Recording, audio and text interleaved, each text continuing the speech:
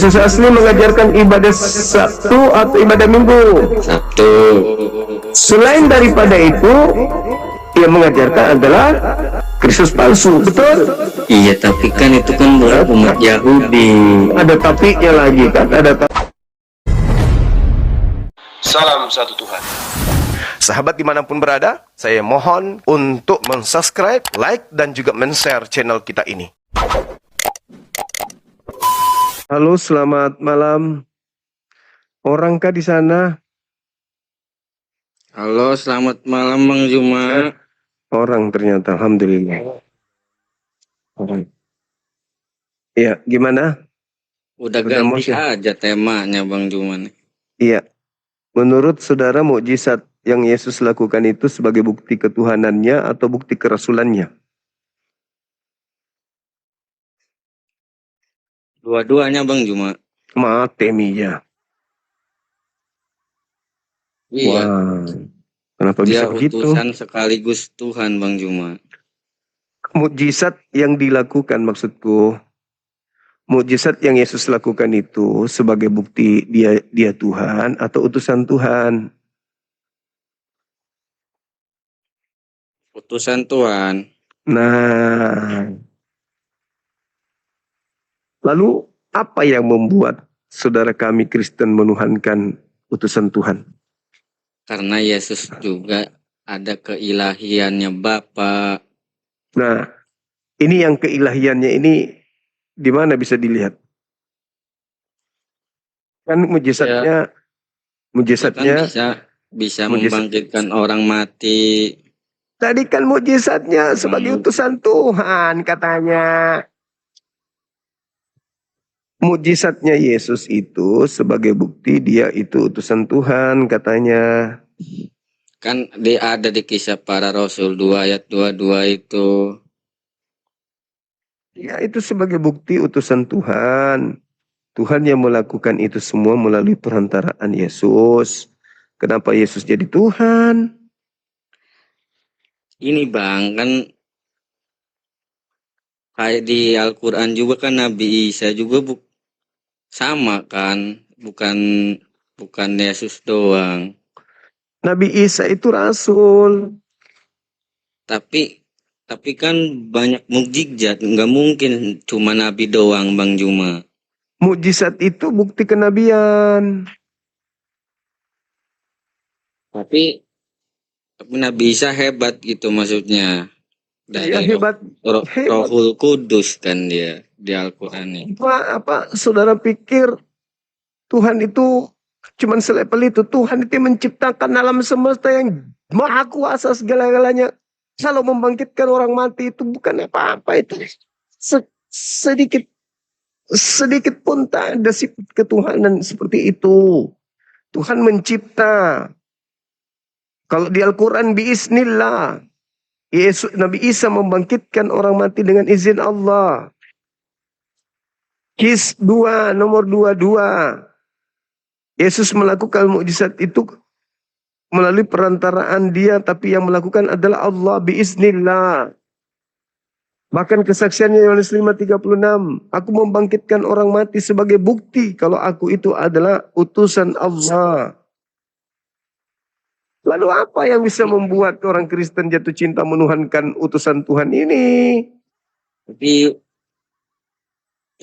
Nabi Isa itu beda sendiri gitu Bang Juma. Dari ke-25 Nabi kan cuma Nabi Isa yang masih hidup. Ketika peristiwa pembunuhan kan Nabi Isa diangkat. Peristiwa Nabi Ibrahim dibakar, Allah tidak mengangkatnya. Dia Nabi Isa diangkat karena akan turun kembali untuk jadi hakim bagi yang terdakwa yang menuhankan dirinya. Gitu. Kalau misalnya alasannya itu kenapa mengangkatnya jauh-jauh sebelum ada penyaliban gitu Bang Juma? Bukan jauh sebelum ada penyaliban. Kan udah dituhankan kan sebelum penyaliban juga. Kenapa nggak diangkat waktu itu aja? Kenapa? Siapa yang menuhankan sebelum penyaliban? Itu di Al-Quran kan katanya bisa dituhankan. Eh, lama ini korban misionaris ini. Ya, yang saya tahu sih itu. Iya om ya. Korban misionaris ini pasti. Nabi Isa itu nabi, namanya saya nabi, namanya juga manusia. Ya manusia, sementara Tuhan pencipta langit dan bumi bukan makhluk, bukan manusia. Gimana sih? Iya, iya tahu. Nah, terus kenapa dituhankan utusan Tuhan? Ya gimana gitu orang ada keilahiannya setara dengan Bapak gitu Bang Juma. Berarti ada dua yang memiliki sisi kelahiran yang setara. Tuhan jadi dua sekarang. Enggak lah, tetap satu Esa Bang Juma, Esa. Tapi setara katanya. Berarti sudah ada ya dua yang esa. Bukan satu lagi dong. Dua. Ada dua. Satu hakikat tuh cuma. Tidak bisa satu hakikat manusia kok satu hakikat dengan pencipta ya. Gimana Biar cerita? kan biar tahu jadi satu. Loh, kok manusia nempel ya di Tuhan juga? Gimana ceritanya? Hanya Yang iblis yang mau manusia menyembah selain daripada Tuhan. Itu iblis. Yesus, utusan Tuhan, dianggap Tuhan juga. Padahal Yesus itu harus dipahami. Dia dilantik menjadi Tuhan untuk orang jahat. Gitu. Yesus itu harus diikutin Bang Juma perkataannya. Nah, itu pintar. Ada nggak perkataan Yesus supaya kita menjadi Kristen? Kristen kan pengikut Kristus, gimana sih Nah, Bang? justru kalau mendengarkan Yesus, jangan menjadi Kristen. Waspadalah kepada penyesat yang datang kepadamu, memakai namaku dan berkata, akulah Kristus. Nah, pengikut Kristus adalah Kristen. Penyesat itu Iya. datang dengan gelar Kristus. Nah, makanya Bang Juma harus waspada karena banyak Kristus-Kristus palsu. Nah, saya tidak perlu waspada kepada Kristus palsu karena saya bukan pengikut Kristus. Yang harus waspada ini Kristen. Bagaimana Anda bisa tahu kalau Kristus yang Anda ikuti itu asli? Sementara Kristus yang asli ketika dia datang mengajarkan tentang ajaran bagaimana bertuhan, dia mengajarkan sebagai Yudaisme, bukan sebagai Kristen. Nah, itu tahu Bang Juma. Nah, Kristen muncul dari Kristus palsu. Enggak Bang Juma. Eh, kalau Kristus asli mengajar, itu diajarkan kemana? Ke sinagoge atau ke gereja yang Yesus asli? Iya, sinagog. Nah, Yesus asli mengajarkan sunat atau tidak sunat? Sunat. Yesus asli mengajarkan makan babi atau jangan makan babi? Jangan makan babi. Yesus asli mengajarkan ibadah Sabtu atau ibadah Minggu? Sabtu. Selain daripada itu, yang mengajarkan adalah Kristus palsu, betul? Iya, tapi kan itu kan buat umat Yahudi. Ada tapinya lagi kan, ada tapinya kan, ada tapi. Justru Kristus palsu itu memang datang di luar Yahudi. Kan pergilah ke seluruh bangsa, berarti kan seluruh dunia. Itu saudara anggap Yesus. Menurut Bang Juma siapa, ge? Saya ikut Anda kalau misalnya saudara mengatakan itu Yesus, berarti orang-orang harus pergi ke seluruh dunia menjadikan Yesus sebagai guru. Nah, Yesus itu guru apa? Guru Taurat atau guru Perjanjian Baru? Guru Taurat. Dia sebagai guru, sebagai rabi, atau sebagai pendeta, sebagai pastor? Sebagai rabi. Selayaknya rabi mengajarkan orang ibadah apa? Menyembah Elohim atau menyembah Yesus? Kan sama itu Elohim, Yesus. Alah. Sebagai rabi Yahudi, pergilah ke seluruh dunia, jadikanlah seluruh bangsa menjadi murid. Murid dengan hamba sama enggak? Sama. Aduh. Wah. Jadi Anda hamba guru Anda ketika Anda sekolah. Gini Bang Juma. Ngaco lagi. Kan Yesus kan ya buat orang Yahudi gitu Bang Juma. Kan ya Kristen mah beda gitu. Ya Kristen dari Kristus palsu itu. Mana buktinya? Buktinya Kristus asli mengajarkan makan babi atau tidak makan babi. Tidak makan babi. Yang mengajarkan makan babi asli atau palsu? Oh gitu sih Bang Juma. Ya, harus begitu. Kan Matius 24:24, Kristus palsu akan datang melakukan tanda, mujizat, kekuatan, supaya dia sekiranya mungkin bisa menyesatkan orang-orang pilihan juga. Makanya polanya sederhana. Yesus atau Kristus asli mengajarkan ibadah Sabtu atau ibadah Minggu? Ibadah Sabtu. Ada nggak yang mengajarkan? Nah, berarti yang mengajarkan ibadah Minggu palsu atau asli? Karena kan Yesus kan bangkit. Karena lagi bangkit karena ke hari lagi. ketiga, makanya hari Minggu. Hari Minggu ada nggak Yesus asli mengajarkan itu? Enggak. Enggak. Berarti yang mengajarkan adalah asli atau palsu? Waduh, palsu lah. Nah, palsu. Yang asli mengajarkan makan babi. Hah? Yang asli tidak mengajarkan makan babi. Nah, yang mengajarkan makan babi asli atau palsu? Palsu. Udah selesai. Berarti Kristen hari Minggu menyembah Yesus asli atau Yesus palsu? Jangan gitu lah Bang Juma, itu salah. Jangan gitu. Di sinagoge orang-orang menyembah perbandingannya bikin sulit berpikir. Supaya saudara-saudaraku sadar dan segera meninggalkan rumah pagan tersebut. Ada dua Kristus, ada asli, ada palsu. Yang asli mengajarkan Taurat, yang palsu mengajarkan Perjanjian Baru. Yang asli menyembah Elohim, yang palsu menyembah utusan Elohim. Yang asli tidak makan babi, yang palsu makan babi. Yang asli bersunat, yang palsu tidak bersunat. Yang asli Sabat, yang palsu Minggu. Yang asli sujud, yang palsu joget. Jelas kok.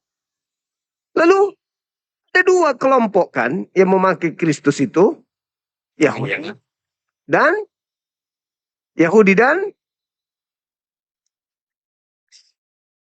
dan saya. Nah iya. Nah sekarang yang mana yang pengikut asli? Yang makan babi atau yang tidak makan babi? Berarti saya tidak mengikuti ajaran Yesus ya? Iya, makanya kalian itu sudah dimaterikan dengan gitu Bang Juma, kan ada katanya makanan itu halal. Itu ajaran Kristus palsu. Astagfirullahaladzim. Selamanya yang palsu itu bertentangan dengan yang asli. Iya betul Bang Juma. Nah, itu tahu. Terus sampai kapan mau menjadi penghuni neraka?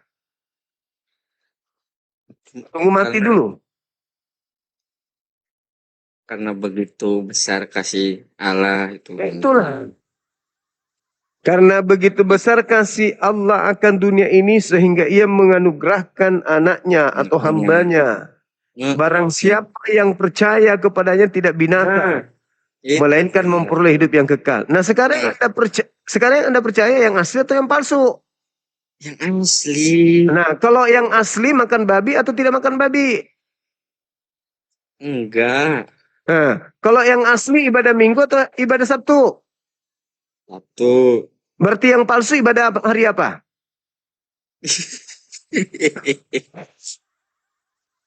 Bolak-balik pertanyaan. Ya memang harus kayak begitu. Coba tanya pendetamu kalau tidak mencret. Ini bang kan hari bangkit yang hari ketiga. Nggak bisa. Coba baca Matius Matius 24 nomor 15. nomor 15. Iya. Jadi apabila kamu Hmm. melihat pembinasa keji berdiri di tempat kudus menurut firman yang disampaikan oleh Nabi Daniel, Heeh. para pembaca hendaklah memperhatikannya. Heeh. Heeh. Nah, pembinasa keji kan? Iya. Coba dibaca Daniel 11 nomor 31. Daniel, iya. Daniel 11:31. 11:31. Tentara Ya. akan muncul, mereka akan menajiskan tempat kudus, benteng itu menghapuskan korban sehari-hari dan menegakkan kekejian yang membinasakan. Siapa yang menghilangkan korban sehari-hari menjadi korban sekali saja? Siapa pembinasa keji itu? Yang merubah Binasa. korban hewan menjadi korban manusia. Siapa? Kristus telah menebus kita dari kutuk hukum Taurat dengan jalan menjadi kutuk karena kita. Siapa itu? Yesus adalah korban. Siapa yang mengajarkan kalau Yesus itu adalah korban penebus dosa? Paulus. Ya kan? Dia Ini menghentikan. Bang. Dia menghentikan. Itu tunggu. Apabila engkau melihat sang pembinasa keji duduk di tempat yang kudus seperti yang dinubuatkan Daniel. Pembinasa keji yang menghentikan korban kan? Iya. Umat Islam masih melanjutkan korban gak tiap tahun? Yang kambing itu. Iya. Pembinasa keji menghentikan. Betul? Siapa yang menghentikan? Tidak lagi tuh melakukan kurban sekali saja. Siapa? Islam, Yahudi atau Kristen? Islam. Nenekmu kiper. Islam mana ada menghentikan? Islam tiap tahun kurban. Baru-baru kurban. Oh iya kemarin ya. Iya, Yahudi juga masih kurban. Siapa yang tidak kurban lagi? Dia hentikan itu. Kan Kristen kan sudah darah Yesus Bang. Nah, makanya dia hentikan. Dia menghentikan. Berarti siapa yang menghentikan? Kurban hewan. Nah, Kristen. Pembinasa keji ada di sana. Baca Daniel 7 nomor 25. Daniel 7 nomor 25. Kan Daniel yang menjadi rujukan. Silakan. Ia akan mengucapkan kataan yang menentang yang maha tinggi dan akan menganiaya orang-orang kudus milik yang maha tinggi.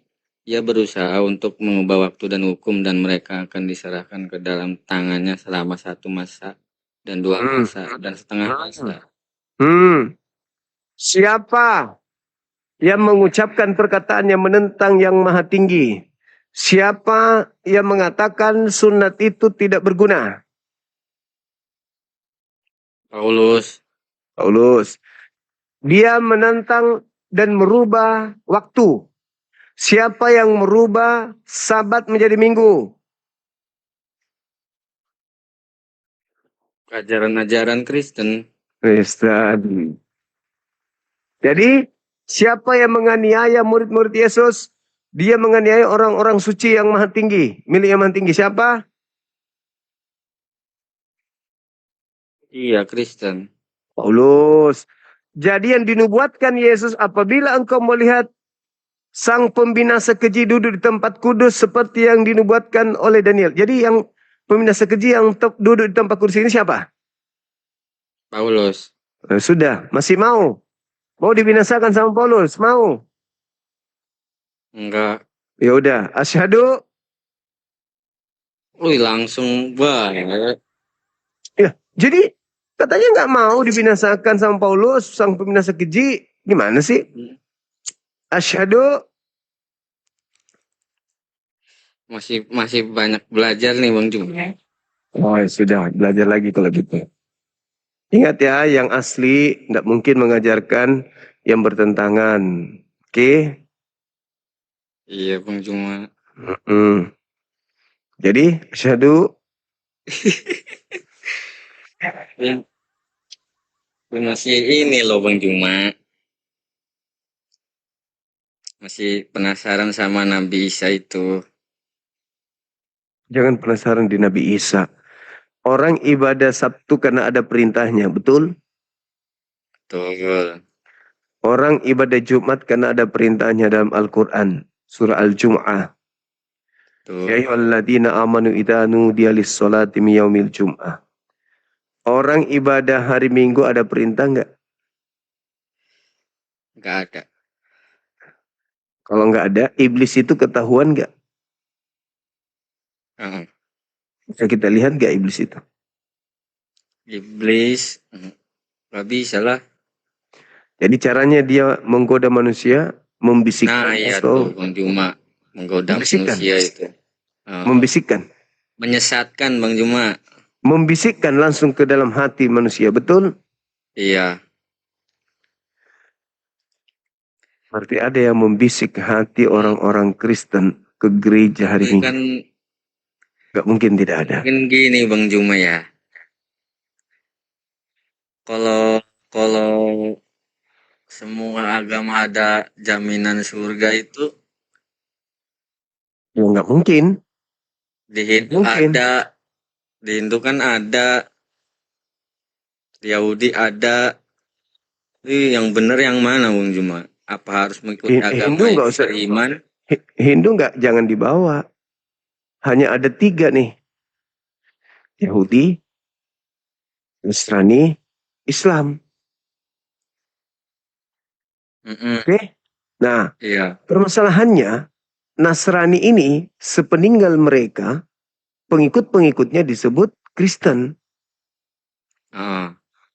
Jadi hanya 3 ini yang main. Hanya 3. Sekarang ketika ada hari Sabat untuk Yahudi, Jumat untuk Islam, Minggu ini untuk siapa? Siapa yang ngajarin? Iya nggak tahu ya. Nah, Bisa hari Minggu itu. yang mengajarin itu Paulus. Yang Kolose 2 nomor 16. Sesuai dengan yang Daniel 7:25. Bisa baca Kolose 2 nomor 16, boleh nggak? Kolose. Iya, Kolose. Tar. Kolose. Kolose.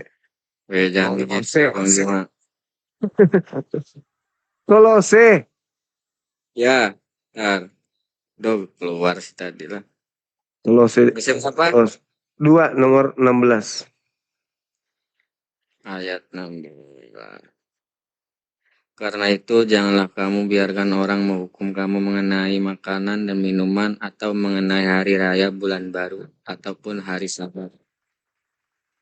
Nah, tadi siapa yang dinubuatkan di dalam Daniel 7:25 itu? Tergenapi nggak? Iya. Sudah. Mau jadi pengikut Paulus ke neraka mau? Mau? Enggak, Bang cuma takut. Asyhadu. Tapi kan Yesus kan jalan kebenaran, Bang cuma bingung. Kalau Yesus jalan kebenaran, kenapa ikuti Paulus? Iya kan? Aduh ya Allah. Gimana nih? Nah, katanya Yesus jalan kebenaran, tapi faktanya Anda beragama ikuti jalan Paulus. Mana dong? Ngaku di mulut. Sama seperti orang-orang yang diceritakan di Matius 7, 22, 23. Pada hari terakhir nanti, banyak orang akan berseru, Tuhan, Tuhan kepadaku. Bukankah kami bernubuat mengusir setan bermujizat pakai namamu? Pada saat itulah aku Yesus akan berterus terang kepada mereka, kepada Yakobus. Enyahlah daripadaku, aku tidak mengenal kau. Kau adalah pembuat kejahatan. Nah, gimana? Saya kan sehari-hari apa sih memuji Tuhan Yesus. Masa ya Tuhan Yesus mengusir saya?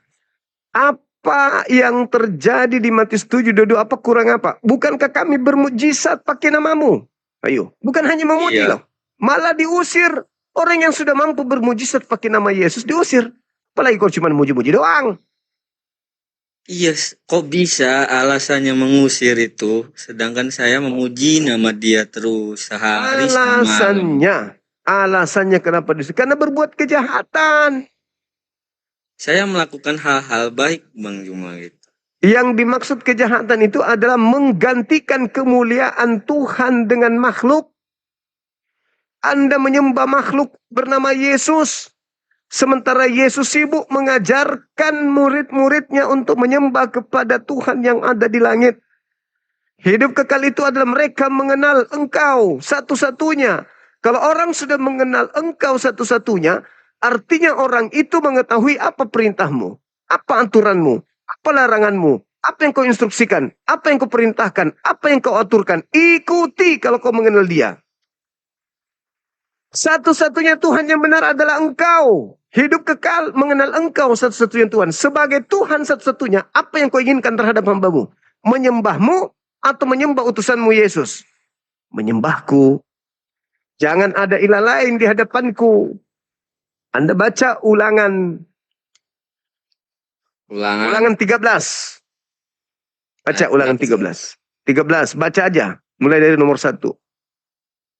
Apabila di tengah-tengah muncul seorang nabi atau seorang pemimpi dan ia Paulus. memberitahukan kepadamu satu tanda atau mukjizat. Dan Paulus. apabila tanda atau mukjizat yang dikatakannya kepadamu itu terjadi, Jadi, yang Paulus.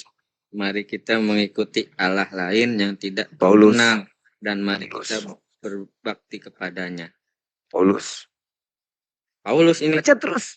Iya dong, dia kan mengajarkan menyembah kepada ilah lain bernama Yesus. Iya. Nah, baca terus. Maka janganlah engkau mendengarkan perkataan nabi atau pemimpin Paulus. sebab Tuhan Allahmu mencoba kamu untuk mengetahui apakah kamu sungguh-sungguh mengasihi Tuhan Allahmu dengan segenap hati dan dengan segenap jiwamu. Tuhan Allahmu harus kamu ikuti, kamu harus taat akan dia, kamu harus pegangan pada perintahnya, suaranya harus kamu dengarkan, kepadanya harus kamu berbakti dan berpaut. Nabi atau pemimpi itu haruslah dihukum mati karena ia telah mengajak murtad terhadap Tuhan kamu yang telah membawa kamu keluar dari tanah Mesir. Siapa yang dipenggal lehernya? Mana? Yang dipenggal lehernya siapa? Yang bermimpi haruslah dihukum mati. Nabi ini. Iya. Paulus dihukum mati nggak? Iya. Nah, sudah. Asyhadu. Baru tahu aku. Baru tahu. Masa? Baru tahu. Itu perintah Tuhan. Dia mengajarkan menyembah kepada makhluk yang datang kepadanya bernama Kristus. Justru Kristus asli melarang muridnya. Waspadalah kepada penyesat yang datang kepadamu memakai namaku. Bahwa akulah Kristus. Jadi apabila ada orang berkata ada Kristus di padang gurun, ada Kristus dalam bilik, jangan kau percaya. Kenapa Anda percaya kepada Paulus? Sementara dalilnya bila mana ada orang yang mengajarkan engkau menyembah kepada ilah lain selain daripada aku, bunuhlah dia. Bunuh. Apakah orang Yahudi mengenal Yesus sebagai Tuhan yang dikenal? Tidak. Bila mana ada orang mengajarkan nabi atau pemimpi atau pengajar, mengajarkan engkau menyembah kepada ilah yang kau tidak kenal. Nah, apakah orang Yahudi mengenal Yesus sebagai ilah? Tidak. Maka siapapun yang mengajarkan kalian menyembah kepada ilah yang kalian tidak kenal alias Yesus, maka dia harus dibunuh. Dihukum mati. Anda tahu seluruh penulis Bible itu seperti apa matinya? Lukas, Markus, Matius, Yakobus. Anda tahu gimana cara kematian mereka? Markus, Paulus. Tidak ada yang mati baik. Semuanya mati mengenaskan. Masa nggak sadar sih? Hanya gara-gara keasikan nyanyi. Malam kudus. Pakailah kami Tuhan. Pakailah kami Tuhan. Cuman karena kesenangan kayak gitu-gitu doang. Memuji itu Bang Juma. Ya memuji. Tapi Tuhan bilang apa? EGP, tunggu pembalasanku. Aku remukkan tulang-tulangmu. Bang Juma, Tuhan itu tidak sekejam itu. Oh, kata siapa? Kata siapa? Yesus saja, enyahlah kau ke neraka. Di mana malaikat dan iblis menjadi bahan bakarnya. Maukah engkau aku ajarkan kepada siapakah engkau harus takut? Kata Yesus, takutlah kepada Elohim yang sanggup membunuh jasad dan membinasakan manusia dengan api. Ya, ngeri kali bah. Ngeri Jangan kali. jangan sampai. Nah, kalau nggak mau, ayo asyhadu. Jangan mau kayak gitu yang masuk neraka. Iya, orang ini lucu. Jangan mau masuk ke neraka. Itu sama halnya orang semakin lama dia nyelam. Semakin dia jalan turun ke air, jangan sampai kau tenggelam, jangan sampai kau tenggelam. Tapi dia jalan ke sungai. Yang semakin dia udah tahu arusnya, jangan sampai kau hanyut, jangan sampai kau kau turun ke sungai yang deras begitu, hanyutlah kau tompel. Meski mulutmu mengatakan, jangan sampai kau hanyut, jangan sampai kau jalan lagi terus dia, jangan sampai kau orang sudah pada teriak, dalam di situ deras airnya, tetap aja jalan, jangan sampai kau hanyut, jangan sampai kau tenggelam. Bahlulnya minta ampun, udah tahu deras airnya. Mau nanya, boleh nggak Juma? Asyhadu. Mau nanya, boleh nggak? Bercanda. Iya, boleh. Silakan. Kenapa Islam itu kalau dakwah itu sering mengucapkan kayak kafir lah gitu Bang Juma. Mau tahu? Iya. Yesus, kenapa ada Yesus? Kafir itu artinya menutup. Apakah kemudian kata kafir itu jahat ketika dikatakan menutup? Enggak. Enggak kan? Nah, kenapa kemudian kata kafir itu menjadi jahat? Apa sebabnya? Seakan-akan kata kafir itu adalah sesuatu yang sangat menyakitkan. Karena apa? Karena lembaga Bible Indonesia telah melakukan penipuan yang begitu dahsyat dengan menerjemahkan kata raka di dalam Matius 5 nomor 22. Matius 5 nomor 22. Itu kejahatan yang telah dilakukan dengan mengambil istilah kafir dan memakainya pada tempat yang tidak benar. Kesalahan fatal yang dilakukan oleh lembaga Bible Indonesia itu. Beda jauh ya. Iya dong. Coba Anda baca Matius 5:22. Benar nggak? Tetapi aku berkata kepadamu, setiap orang yang marah terhadap saudaranya harus dihukum. Siapa yang berkata kepada saudaranya kafir harus dihadapkan ke mahkamah agama, dan siapa yang berkata jahil neraka yang menyala-nyala. Nah, itulah penipuan yang telah dilakukan. Padahal di situ bahasa Yunani-nya adalah raka. Raka itu artinya apa? Blow on, bodoh, bahlul, tolol. Kenapa diterjemahkan jadi kafir? Jadi kafir itu menjadi makna yang buruk setelah dicuri masuk ke Bible. Sehingga orang-orang Kristen menganggap kata kafir itu jahat. Padahal kata kafir tidak jahat. Kata kafir itu menutup. Wahai orang-orang kafir. Wahai orang-orang yang menutup diri. Jahat tak itu? Enggak. Enggak. Kenapa kata kafir menjadi jahat? Karena Bible mengambil kata kafir, memasukkan ke dalam Matius 5 nomor 22, di mana kata kafir bahasa Yunani-nya adalah raka. Raka sendiri artinya bodoh, bahlul, tolol, dongots, tompel, cuplis, toples, Top kardoba. Udah. Diambil kata kafir itu. Padahal Merujuk kepada siapa?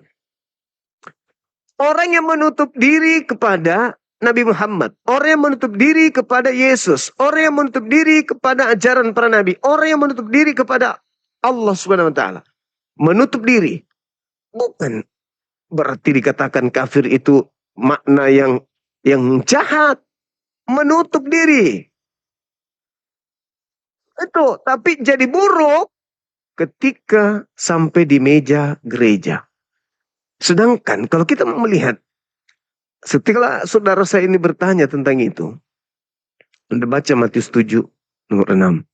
Apa kata Yesus kepada orang Yahudi, murid-muridnya?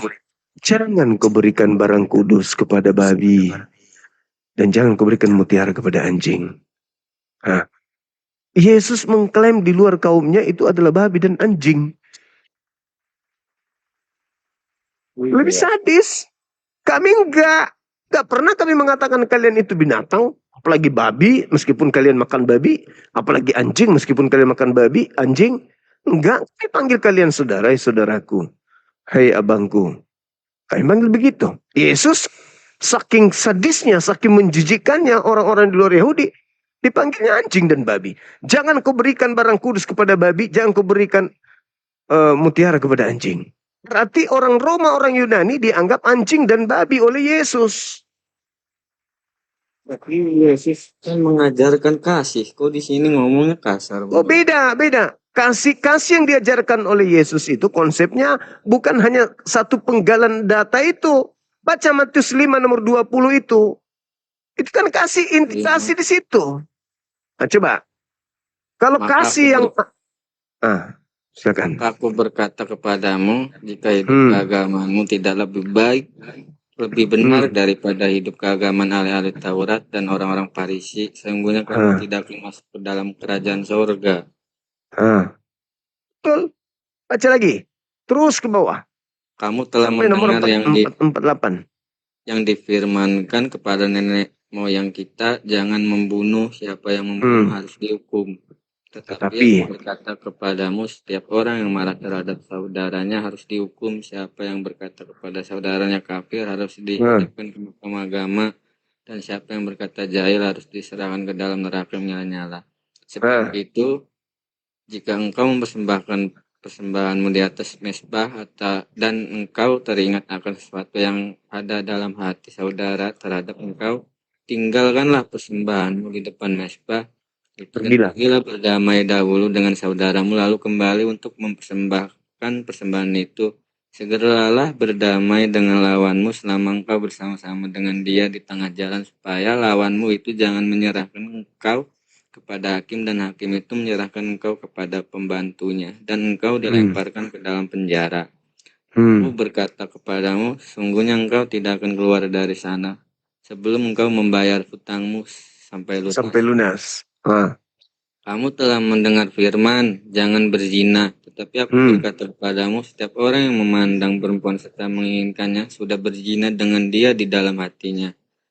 Jika matamu yang kanan menyesatkan engkau, cungkillah, buanglah itu, karena baik bagimu jika satu anggota tubuhmu binasa daripada tubuhmu dengan utuh dicampakkan ke dalam neraka.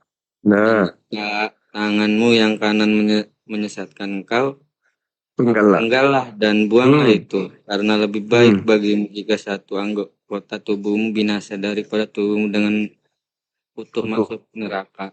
Telah difirmankan juga, siapa yang menceraikan istrinya harus memberi surat cerai kepadanya. Tapi aku berkata kepadamu, setiap orang yang menceraikan istrinya kecuali karena zina, ia menjadikan istrinya berzina, dan siapa yang kawin dengan perempuan yang diceraikan, ia berbuat zina. Kamu telah mendengar pula yang difirmankan kepada nenek moyang kita, jangan bersumpah palsu, melainkan peganglah sumpahmu di depan Tuhan. Tetapi aku berkata kepadamu, janganlah sekali-kali bersumpah baik demi langit, karena langit adalah tahta Allah, maupun demi bumi, karena bumi adalah tumpuan kakinya, ataupun demi Yerusalem, karena Yerusalem adalah kota raja besar. Janganlah juga engkau bersumpah demi kepalamu, karena engkau tidak berkuasa memutihkan atau menghitamkan selai rambut pun. Hmm. Kayak hendaklah kamu katakan ya, tidak jika tidak. Hendaklah kamu katakan tidak. Apa yang lebih daripada itu berasal dari si jahat. Kamu telah Hmm. mendengar firman, mata ganti mata dan ganti mata Gigi. ganti mata dan gigi ganti gigi. Tetapi aku berkata kepadamu, janganlah kamu melawan orang yang berbuat jahat kepadamu, melainkan siapapun yang menampar pipi kananmu, berilah Hmm. juga kepadanya pipi kirimu. Hmm. Dan kepada orang yang hendak mengadukan engkau karena mengingini bajumu, serahkanlah juga jubahmu. Dan siapapun yang memaksa engkau berjalan sejauh mil, berjalanlah bersama dia sejauh 2 mil. Berilah kepada orang yang meminta kepadamu, dan janganlah menolak orang yang mau meminjam daripadamu. Kami telah mendengar firman, kasihilah Kamu. sesamamu manusia dan bencilah musuhmu. Tetapi aku berkata kepadamu, kasihilah musuhmu dan berdoalah bagi mereka yang menganiaya kamu. Karena dengan demikianlah kamu menjadi anak-anak Bapamu yang di sorga, yang menerbitkan matahari bagi orang yang jahat dan orang yang baik, dan menurunkan hujan bagi orang yang benar dan orang yang tidak benar. Apabila kamu mengasihi orang yang mengasihi kamu, apakah upamu bukankah pemungut cukai juga berbuat demikian?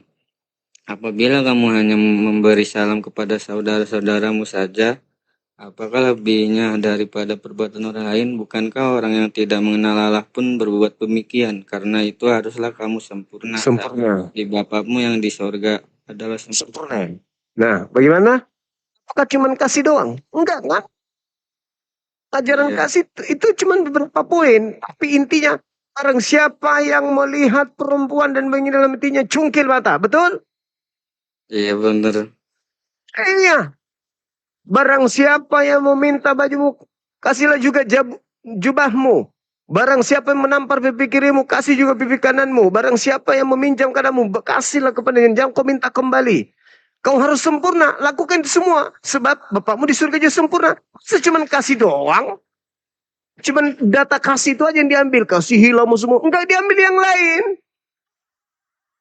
Padahal Yesus berat. Makanya menjadi pengikut Yesus itu Kristen mustahil. Gak mungkin Kristen bisa menjadi pengikut Yesus, itu mustahil. Cuman Kristen ini licik. Dia cuman mengambil data kasihilah musuhmu doang. Tidak dia ambil data 20-nya sampai data 48. Cuman data mengasihi aja itu yang diambil supaya enak di kuping. Kata Yesus, jikalau hidup keagamaanmu tidak lebih benar dari ahli Taurat dan orang Farisi, kau tidak bisa masuk surga. Nah, hidup yang lebih benar dari ahli Taurat apa? Barang siapa yang memandang perempuan dan mengingini dalam hatinya, maka dia sudah bersinah, maka cungkilah matanya. Mana ada, kalau orang Kristen itu pengikut Yesus, maka segereja sudah buta semua matanya. Kenapa? Karena jemaat-jemaat datang menggunakan sampai paha, kainnya sampai di atas paha. Pasti pendeta, pastor menatapnya. Nyam, nyam, nyam, nyam. Harus dicungkil matanya pendeta itu. Menurut Yesus. Karena sudah ada hasrat. Itu yang diambil apa? Kita ini ajaran kasih loh.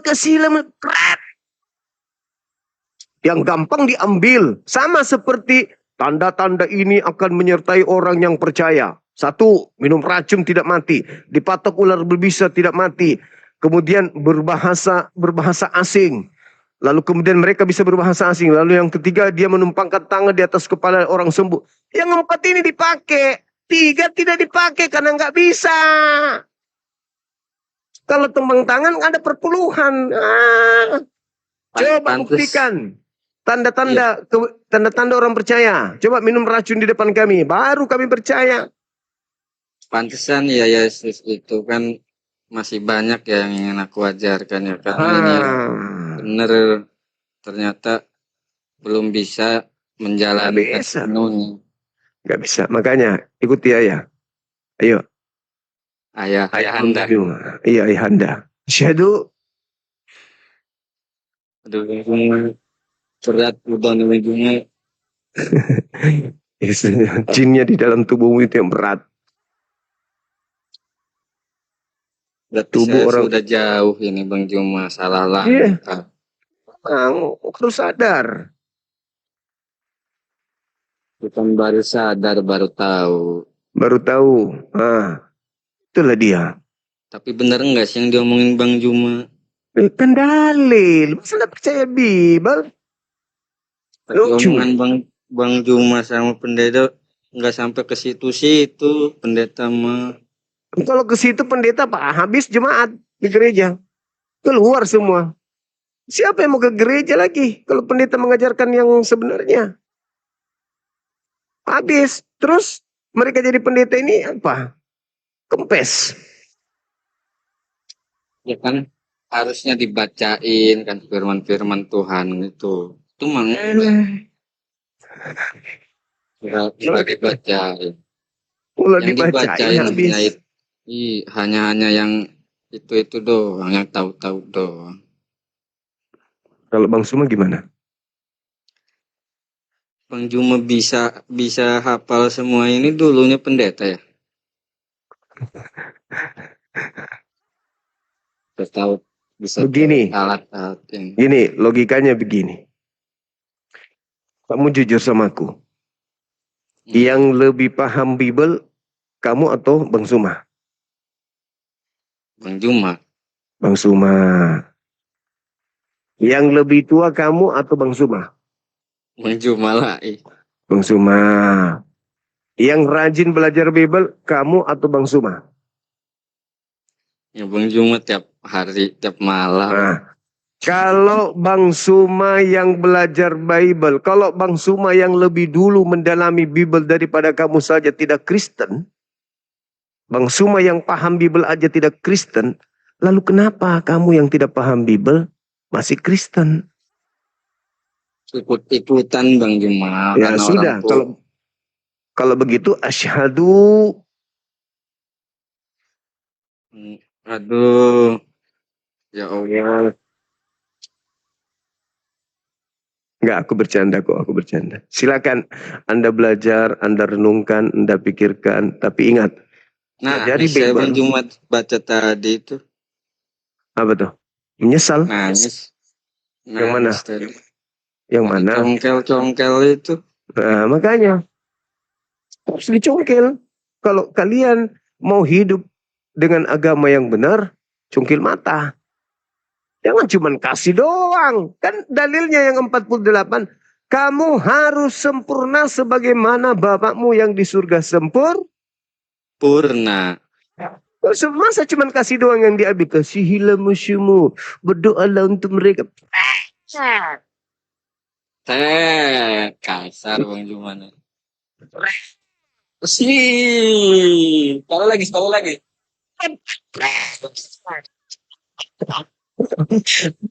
Mau nipu dia. Kami ajaran kasih loh. Kalau kalian ajaran kasih, kalian sudah pakai tongkat.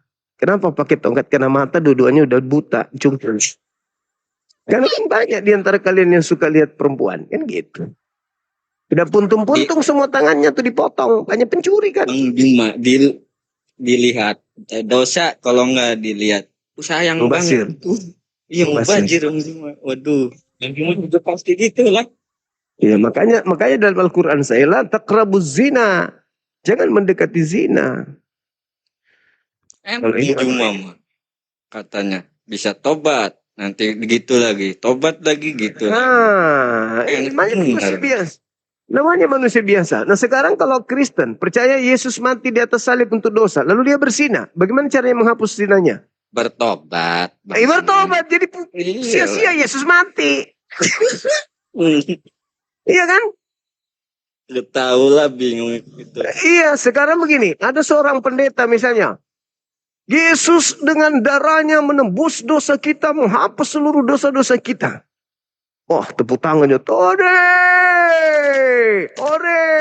Tepuk tangan untuk Tuhan. Besok dia berzina dengan salah satu jemaat. Apakah Yesus harus turun mati lagi untuk dosanya si pendeta? Ya enggak lah. Tobat. Harus bertobat. Nah sekarang apakah seluruh dosa-dosa orang-orang Kristen tidak bisa diampuni tanpa salib? Harusnya mah bisa. Iya bisa. Katanya Tuhan Maha Pengampun. Tidak.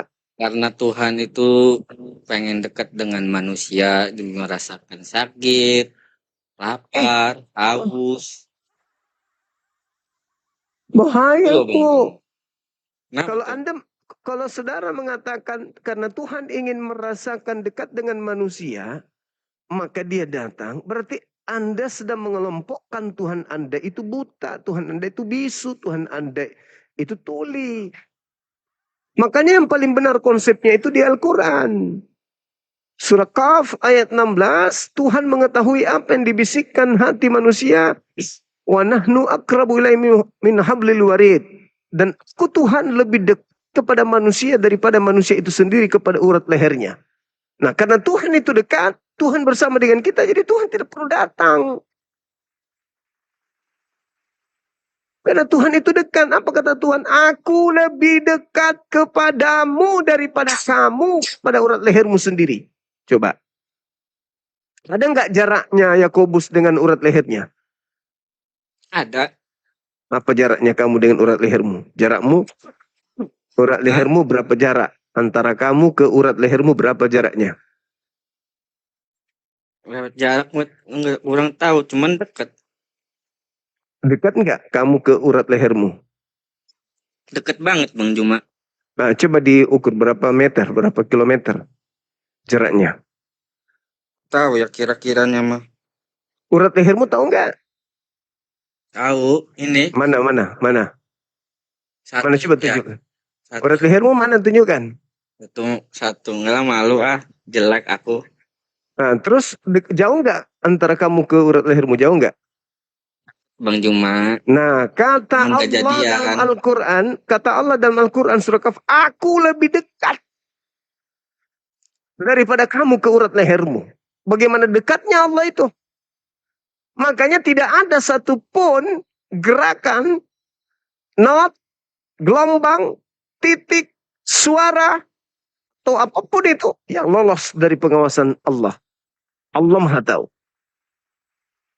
Jadi ngapain Allah Allah ingin merasakan dekat lu?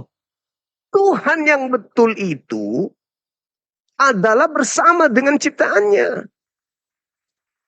Makanya Tuhan itu tidak berwujud. Kalau dia berwujud berarti dia ada di Makassar. Dia ada di Jakarta. Tuhan kita lagi di Malaysia. Oh, Tuhan kita lagi pendidikan di Amerika. Oh, Tuhan kita lagi dibawa oleh setan ke puncak gunung, diucobai di sana. Itu bukan Tuhan. Yang namanya Tuhan itu meliputi alam semesta. Itu baru Tuhan, disebutlah maha besar. Iya, kata Yesus juga Bapak itu tidak bisa dilihat, suaranya nggak bisa didengar. Paham. Cuma Bapakku lebih besar dari siapapun. Betul? betul. Nah, Yesus Langsung begitu. Nah, begitu. Terus kenapa harus turun jadi anak kecil? Kenapa gitu kali? Menghina kali Tuhan. Oh, lagi Kalian terlalu menghina Tuhan itu. nggak ada yang ini. Ini menghina ini.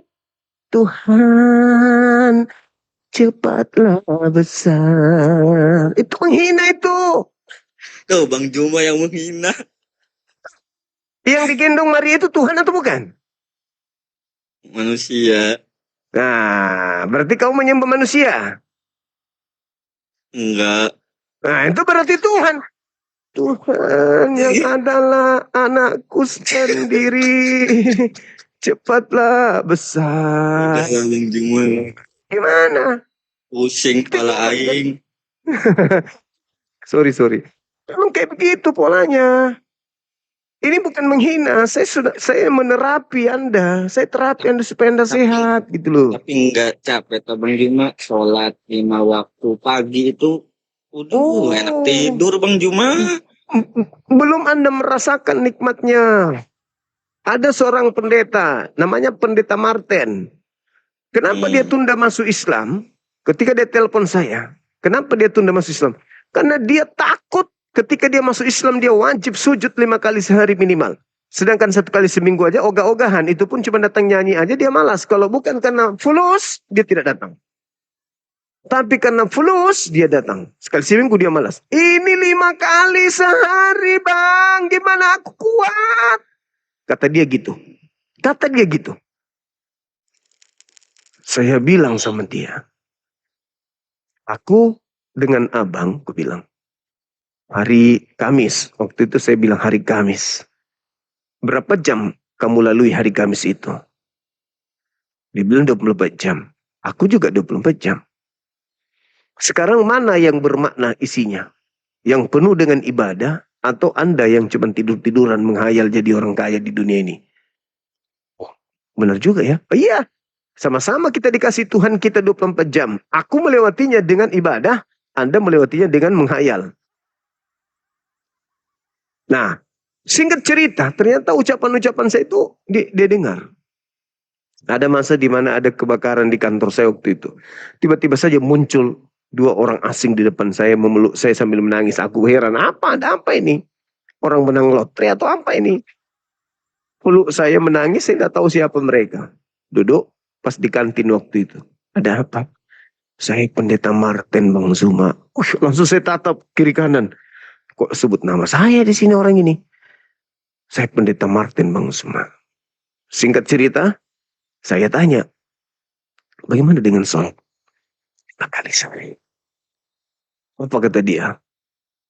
Bisa nggak kau minta kepada Tuhanmu supaya sholat itu ditambah? Jangan cuma 5, kalau perlu 100 dalam sehari.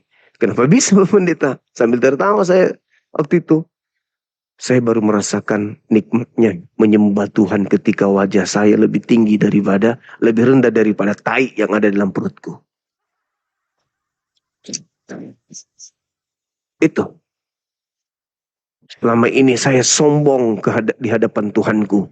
Berjalan di atas muka bumi. Sombong tidak pernah mau sujud wajah ini ke tanah kepada Tuhan. Padahal kemana aku pergi semuanya serba tai. Lubang hidung ada tai. Sedikit ke atas tai. Sedikit ke pinggir sini tai. Turun ke sini tai. Ke bawah sini tai. Semuanya tai. Tapi saya sombong kepada Tuhanku. Begitu saya sholat. Ternyata aku bukan apa-apa. Disitulah baru aku merasakan nikmatnya bertuhan.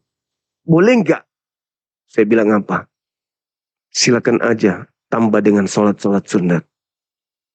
Sampai menetes air matanya. Pendeta loh. Pendeta. Saya selama ini petantang petenteng tepuk tangan untuk Tuhan. Tuhan kita turun begitu. Kasihnya dia turun merendahkan diri. Menghinakan dirinya dengan mati. Mimpi loh. Tuhan maha besar. Sodom Gomora diratakan. Lalu kemudian tiba-tiba saja bateran Nuh hancur. Habis manusia dibuatnya kok tiba-tiba turun jadi bayi hanya untuk sekedar mengampuni dosa-dosa manusia.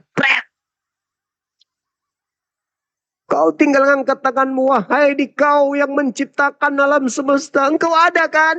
Karena tidak mungkin alam ini ada kalau tak ada kau. Meskipun aku tak melihatmu, tapi pasti kau melihatku. Aku bertobat. Please. Udah selesai perkara. Ini enggak, Tuhan harus turun jadi bayi, netek, ditampar, diludahin. Apa lu pikir sandiwara radio apa? Makanya kalian semua pembuat kejahatan, kata Yesus. Gitu. Jadi kalau saudara ini, adik saya ini mengatakan sholat itu berat. Enggak ada berat-beratnya. Coba ya, ini sebentar. Saya acap kali live itu jam 3 subuh. Selesai. Anda bisa bayangkan itu. Saya masih ngantuk. Baru mau terlelap. As-salatu khairum minan.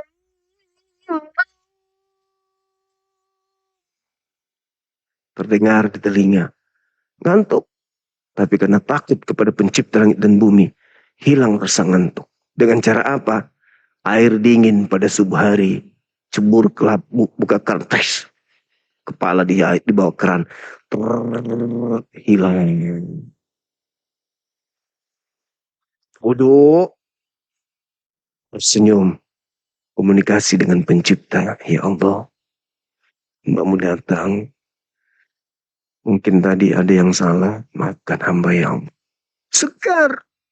Habis itu lihat anak-anak persiapan ke sekolah. Kadang bikinkan mereka sarapan. Lalu, sudah gitu, ngaji sedikit kadang tertidur sendiri. Tanpa istri kadang di kursi tidur. Di sini kadang tertidur. Belum juga jam 8, belum juga jam 9. Pasti jam 8. Saya tidak pernah tidur lewat dari jam 9, jam 10. Nggak pernah. Jarang sekali. Dihitung tangan. Jam 10, jam paling banyak itu selama saya dialog apologet, jam 9 saya udah bangun. Bahkan jam 7, paling sering jam 7 lewat 30 udah bangun.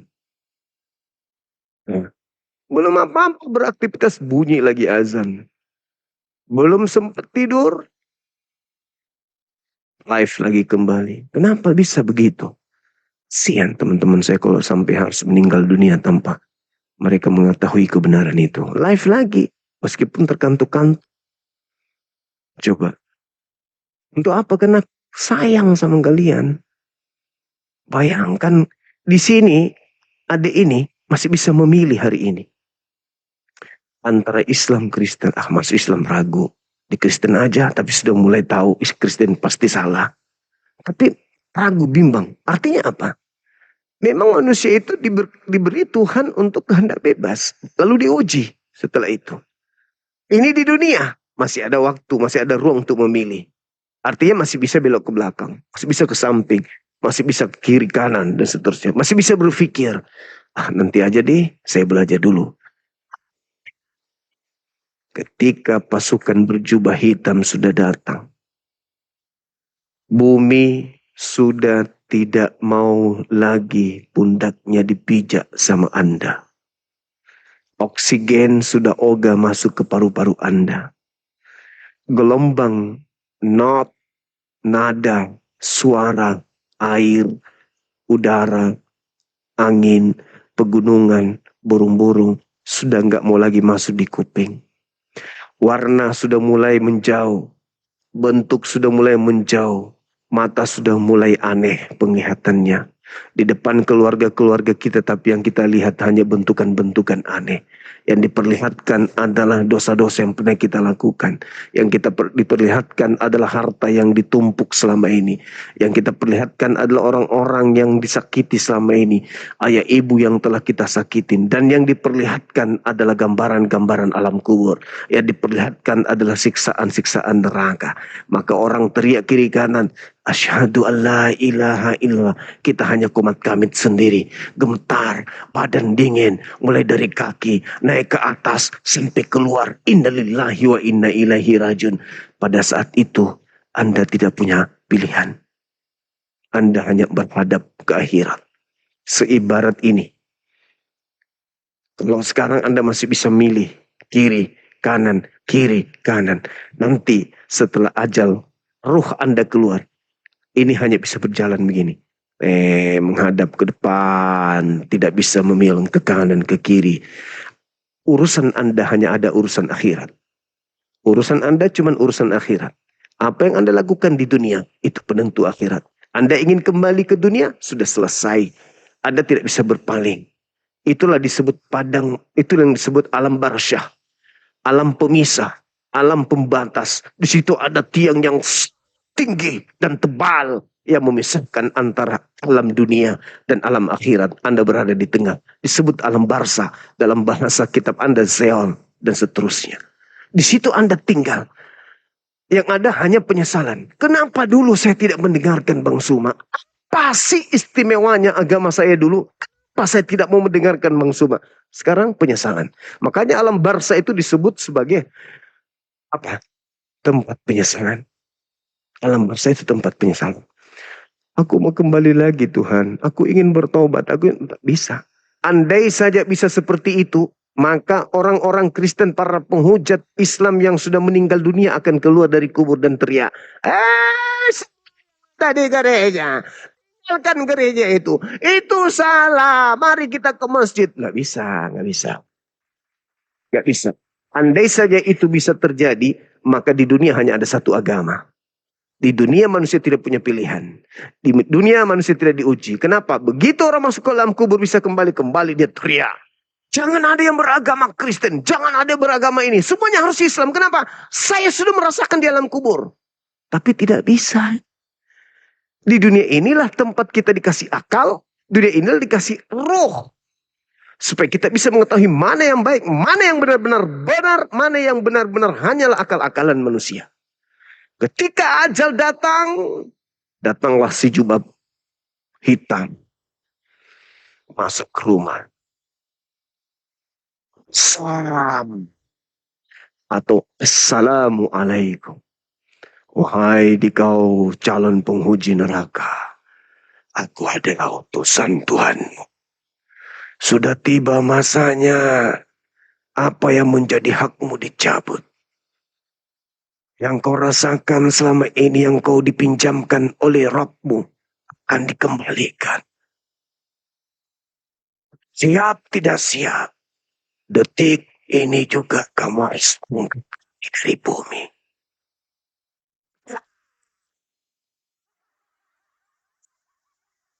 Dah selesai. Kita pertanggungjawabkan tubuh kita yang masuk babi, tubuh kita yang masuk anjing, yang sombong di dunia. Semua makanan halal.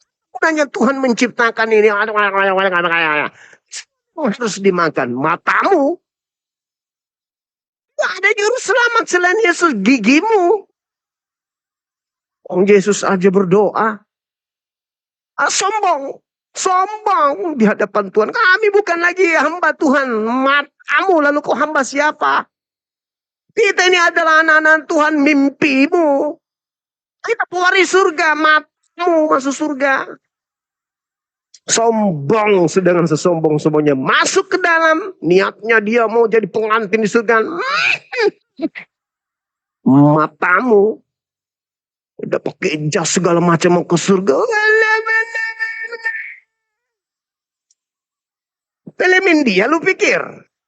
Emang gampang masuk surga? Kata Yesus apa? Lebih mudah onta masuk ke dalam lubang jarum daripada orang yang berharta masuk ke surga. Enak aja hidup di dunia. Kalkulator. Ibadah sekali seminggu, kalkulator, habisin kalkulator aja terus. Bangga, oh kami yang menciptakan pesawat, kami yang menciptakan komputer, kami. Begitu mati, kami. Masuk di kubur, nggak bawa pesawat, nggak bawa mobil, nggak dicari mana amal ibadahmu, siapa yang kau tuhankan ketika kau hidup. Saya menuhankan, siapa yang mengajarkan kau kalau Yesus itu Tuhan? Yesus aja menuhankan aku. Yesus ibadah sama aku. Dia beribadah, berdoa kepada aku. Matamu buta rupanya. Ya udah kau di sini. Kau tunggu sampai kiamat datang. Nah, siapa yang menemani kita di sana? Makhluk yang paling seram. Di tempat yang sempit. Yang menemani kita. Makhluk yang paling serem yang tidak pernah kita bayangkan seremnya. Busuknya minta ampun. Di tempat yang sangat gelap. Terus kita bertanya. Ketika orang-orang sudah kembali mengantar kita di makam. Di kuburan. Mau siapa? Kata makhluk itu. Siapa kau?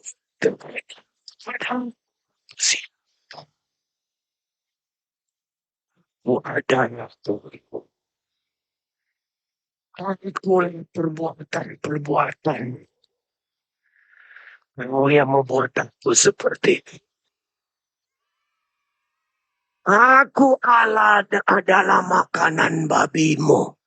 Aku adalah anjing yang kau makan. Aku adalah sembahan-sembahanmu di hari Minggu. Akulah amalanmu. Akulah perbuatanmu. Aku ditugaskan Tuhan untuk menemanimu sampai kiamat. Di tempat yang gelap, tidak ada cahaya setitik pun. Ditemani makhluk yang begitu seram, seserem-seremnya. Busuk, sebusuk-busuknya. Ini. Itulah yang disebut siksaan kubur. Sebaliknya, umat Islam ketika mati, Kamu siapa? Aku nggak pernah melihat makhluk seindah engkau ketika aku hidup. Aku tidak pernah melihat ada makhluk secantik, seganteng, setampan, dan seharum kamu ketika aku hidup. Kamu siapa? Makhluk itu kemudian berkata, kenapa kamu bertanya? Aku adalah sholatmu. Aku adalah puasamu. Aku adalah zakatmu. Aku adalah infakmu. Aku adalah sujud-sujudmu di sepertiga malam. Akulah sedekahmu, akulah amalan ibadahmu, akulah hajimu, akulah umrohmu. Aku ditugaskan oleh Tuhanmu untuk menemanimu sampai kita datang. Di tempat yang begitu indah, ditemani sosok yang begitu cantik, yang begitu manis, yang begitu ganteng, yang begitu bagus, unik. Apakah kita bahagia? Oh, jelas bahagia. Tidak dirasa kiamat nanti 2000 tahun lagi. Tidak terasa. Begitu kiamat datang, kita hanya merasa seperti satu malam di kamar pengantin. Tiba-tiba saja sudah kiamat. Padahal kita mati 2000 tahun yang lalu. Begitu kita dibangkitkan di kubur, loh, kenapa cepat kali ini? Seakan-akan kita tidur seperti pengantin. Itu yang terjadi. Itu fakta, itu real akan terjadi. Baca Yohanes 2 nomor 29. Yesus sendiri yang mengatakan itu. Manusia akan dibangkitkan, akan dihukum. Yang beramal soleh, yang berbaik-baik pada kehidupannya menjalankan perintah Tuhan. Akan bangkit untuk dimasukkan ke dalam surga. Dan orang yang jahat, yang melanggar perintah Tuhan akan dibangkitkan untuk dihukum dalam api neraka. Itu kata Yesus, bukan kata saya. Nah, lalu gimana sekarang? Mumpung masih ada kesempatan. Siapa yang tahu, siapa yang bisa jamin kalau kita masih hidup besok? Nggak ada yang bisa jamin. Siapa yang akan menjadi penolong? Ibu kita. Ayah. Nggak ada. Ketika si jubah hitam sudah datang bersusun dia. Datang kiri kanan. Aku datang. Aku penguasa kegelapan. Diminta bantuan untuk datang. Detikmu sudah habis, anak muda. Waktumu sudah habis. Jatah oksigenmu udah habis. Jatah hidupmu di bumi udah selesai. Saatnya kau pindah ke dalam berikutnya. Siap, tidak siap. Kau harus ikut. Ditusuk. Dililit. Ruh itu dililit. Habis itu ditarik keluar. Innalillah wa inna ilaihi raji'un. Oleh keluarga cuman bersedih sehari, 2 hari, 3 hari, 1 minggu. Habis itu nyanyi karaoke lagi. Kita sibuk di dalam kubur. Sibuk kita. Orang-orang yang tadinya kita susah payah bersama. Mereka sudah ke mall jalan-jalan. Istri kita nikah lagi. Suami menikah lagi. Anak-anak bersedih seminggu, 2 minggu. Habis itu mereka tamasya dengan teman-temannya. Kita yang dikubur ngapain? Ngapain? Hah? Ada yang bantu? Ada yang bantu? Ada yang tolong kita? Kan kita yang tolong. Kita yang nolong diri kita. Ya ayyuhalladzina amanu. Wahai orang-orang yang beriman. Peliharalah dirimu. Wa ahlikum. Dan keluargamu. Dirimu dulu. Karena yang akan kembali ke alam kubur diri lu. Nggak akan ditemani sama keluarga inti lu. Nggak. Mereka paling. Ini bukti akurat. Ada nggak yang ingat waktu saya mengatakan saya mau melayat 2 minggu lalu? Ada yang ingat? Saya live, saya mau melayat. Salah satu orang tua dari staf saya dulu, sekretaris saya itu meninggal dunia. Ada yang ingat? Saya di gunung. Wallahi ini. Saya pergi. Ingat kan? Saya pergi. Anak perempuannya tidak mau tinggalkan batu nisan itu. Mau.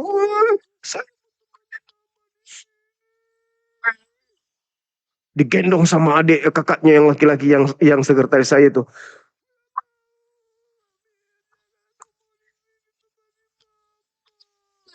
Kata dia gitu. Sampai anak-anak kecilnya ikut nangis, anaknya si adik ini. Udahlah nak, pulanglah nak. Lemas habis tulangnya, pokoknya nggak ada tulang. Diangkat lagi, lari lagi kembali ke Batu Nisan. Diangkat lagi. Seminggu kemudian, saya kan kembali ke gunung. Seminggu kemudian dia datang dengan suaminya tertawa-tertawa bersama dengan anaknya berlari-lari di gunung di tempatku. La haula wala quwata illa billah, begitu benar Al-Quran, benar Allah dengan segala firman-Nya. Lari-lari. Terus aku bilang begini, Tamara, udah sehat dek. Alhamdulillah kak, udah dia. Sabar ya dek, iya kak. Sambil senyum-senyum kejar-kejar anaknya sama suaminya. Cuman segitu doang. Cuman nangis sehari doang. Lalu ibu sekarang berhadapan dengan apa dia di sana? Berhadapan dengan pertanggungjawabannya, dengan amalannya ketika dia hidup di bumi. Jadi kalau Anda mengatakan sholat itu, aduh, andai saja kamu bisa melihat orang yang ada di alam kubur. Ada miliaran manusia yang ada di bawah kubur minta teriak sampai suaranya andaikan bisa Anda dengar. Anda tidak bisa tidur. Anda tidak bisa senyum. Andai suara-suara orang yang dikubur itu, yang teriak-teriak itu Anda bisa dengarkan, Anda tidak bisa senyum sekalipun dalam hidup Anda. Sekalipun. Betapa meringisnya mereka. Betapa mereka hancur lebur perasaan dan semua yang dia perjuangkan di dunia ternyata sia-sia. Mereka minta apa? Mereka minta kembali kepada Tuhan untuk ibadah, sholat. Mereka minta pada Allah agar mereka kembali jual seluruh hartanya. Jual seluruh harta. Ternyata harta yang diinfakkan, yang disedekahkan itulah yang menjadi penerang di alam kubur itu. Izinkan aku ya Rabb, aku ingin kembali meskipun sebentar. Al-Quran surat Taubah. Al-Munafikun. Kembalikan aku ke bumi ya Rabb. Aku ingin ibadah sekali lagi. Ibadah apa yang diminta? Bukan haji, bukan puasa, bukan yang lain. Ibadah yang diminta apa? Aku ingin bersedekah. Aku ingin jual seluruh harta yang kutinggalkan. Karena ternyata amalan sedekah itulah yang menerangi kuburanku. Gitu. Jadi jangan pelit. Jangan numpuk harta. Ternyata harta itu yang akan membuat kuburan kita itu terang. Maka yang teman-teman yang punya harta banyak, titipkanlah harta kalian kepada Apologet Islam Indonesia, yayasan tersebut yang melakukan pembinaan mu'alaf. Biarkan hartamu diangkut oleh api Apologet Islam Indonesia.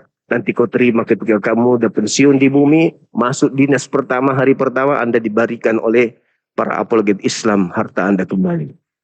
Titipkan untuk anak yatim piatu, titipkan untuk para mu'alaf melalui yayasan resmi yang bisa mempertanggungjawabkan harta kalian. Bang Suma, Anda sebagai ketua pembina, siap 86. Aku titipkan hartaku melalui api, silakan kelola, kasih kepada yang kemudian membutuhkan.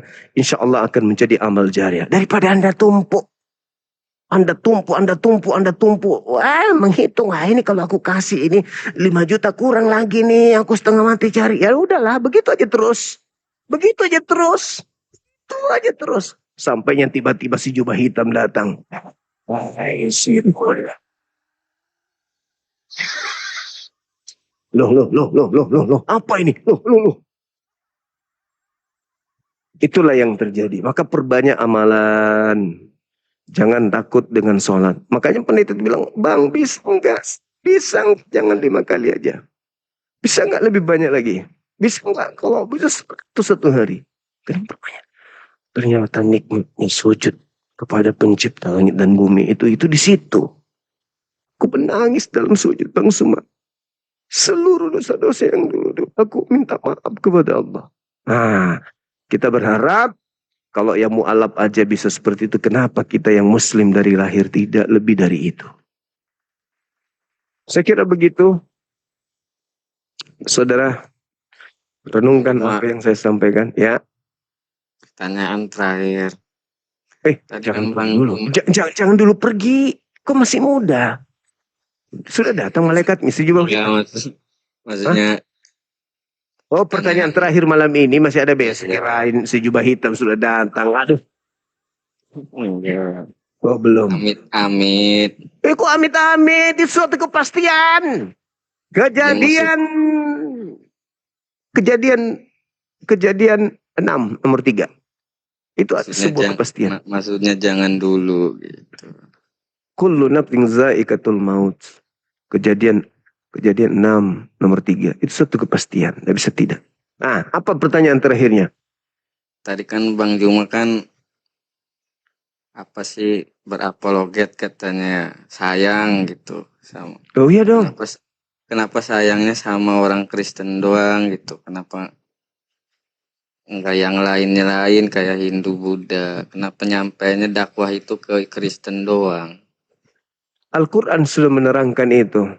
Di dalam Islam sudah dikatakan bahwa orang-orang yang mengaku dirinya pengikut Nabi Isa alaihissalam itu lebih dekat ke Islam. Itu lebih dekat. Sudah lebih dekat. Kenapa bukan yang lain? Karena Kristen ini yang dekat dengan Islam. Itu Nabi Musa, Nabi Isa, Nabi Muhammad. Ini 3 nih.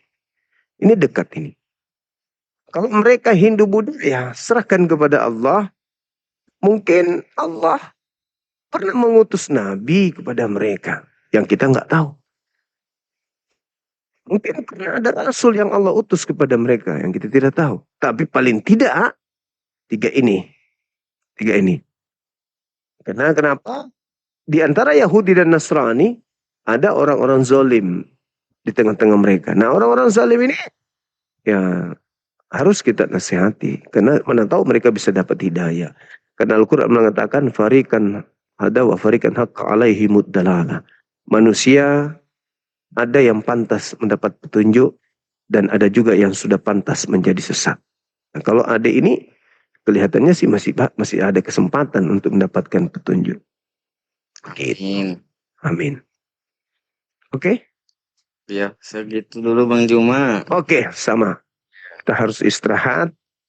Kasihan ibu-ibu kita nanti pada tidak lakukan kewajiban lagi.